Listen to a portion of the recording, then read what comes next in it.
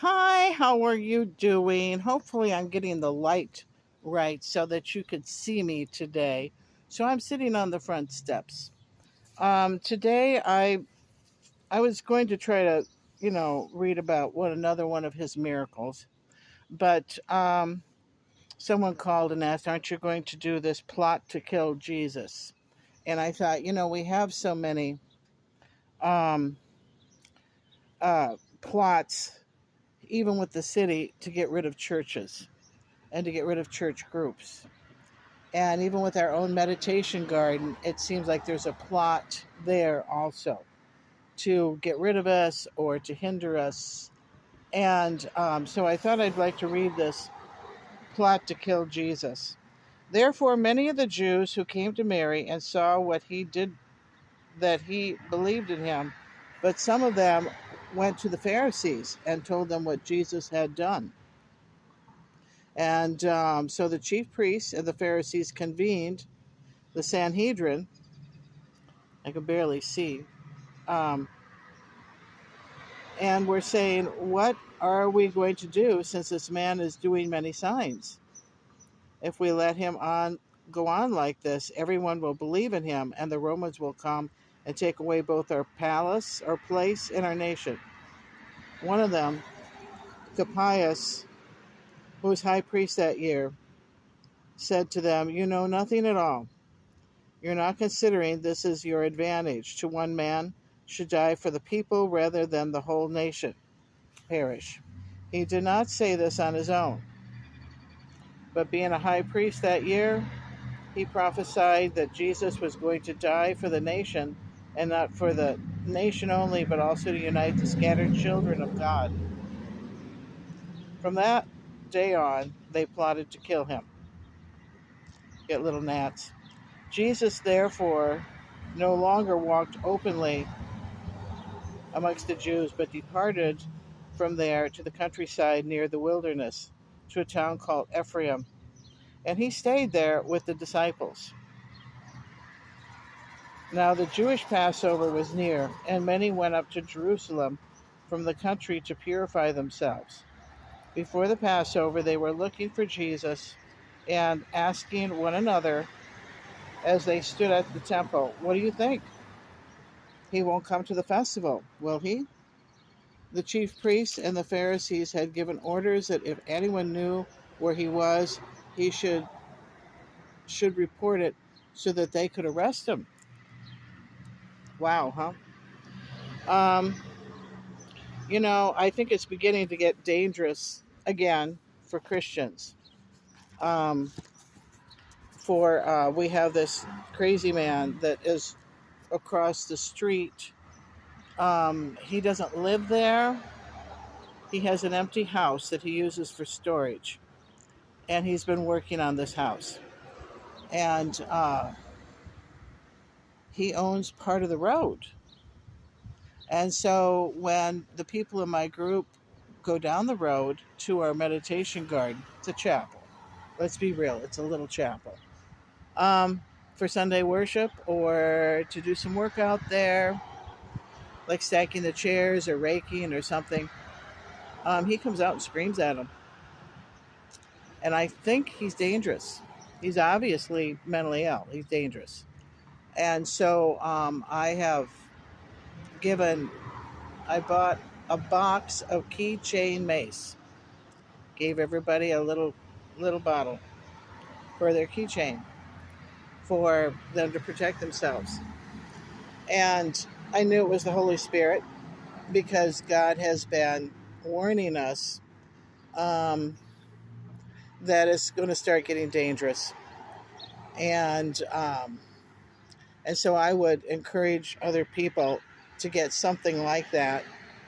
Depends on your state laws what they'll allow. Like in Illinois, they won't allow tasers. In Iowa, they will. They do. And so these little tasers you walk your dog with, it's also a flashlight. We can't have those in Illinois. Um, and it's good for, I think, women that, if they're walking by themselves with their little pooch, it's good for them to have something for protection. Either that or walk a bigger dog. Get a big dog. But anyway, it was getting dangerous for Jesus also. And we also have the rapture coming up. Well, we'll be taken out of the, it's called Alfonso. We'll be taken out of the earth and taken home to heaven. And they come back 7 years later and help rebuild. Help rebuild and rule and reign with Christ.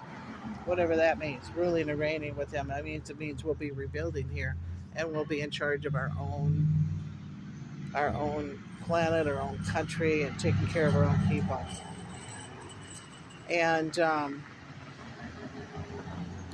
And so it would be a good thing, and to watch for that. I've seen other examples of dangers for Christians.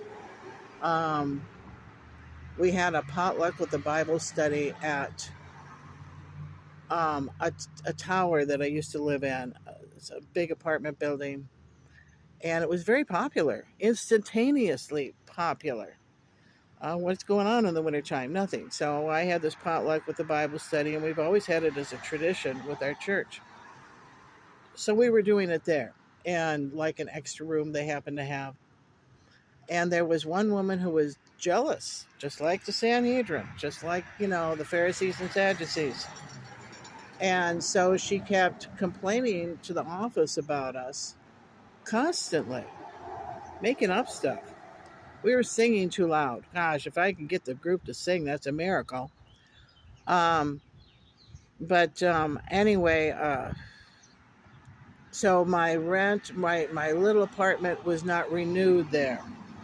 But by then, Section 8 had accepted me. And so I went into the Section 8 little house that you see behind you. And it's tiny. I'm looking for somewhere else to live. And so I was hoping to move back to Davenport this year to run against Miriam McGinnis, because I don't think she's doing a good job. She didn't open up that road for us, and now I'm getting help through a congressman. And we're getting into Iowa state laws, and we'll see if we can open up that road. And write up some laws where they can't close a road in front of a business or a church. He has several ideas, and so do I. And it's just that the city of Davenport, the way it formed and set up a government before the state of Iowa was there, they're allowed to do whatever they want. And that's why they have so much crime over there, and that's why they have strange rules. And a lot of city ordinances. Lots and lots of city ordinances. You can't keep up with them. But we are seeing more of this as we are entering into the end times. We're seeing more discrimination against Christians, and it's getting more dangerous. And overseas, I read that there are places where they're hanging and beheading Christians. Somewhere overseas. I don't remember what country. That's horrible. We are tolerant here in the United States. Whatever religion you want to be, that's fine with us. But in other countries, they're not tolerant. And so, overseas, some of those other countries. So, but anyway, that is something I thought we could reflect on today and keep in prayer. And bye-bye.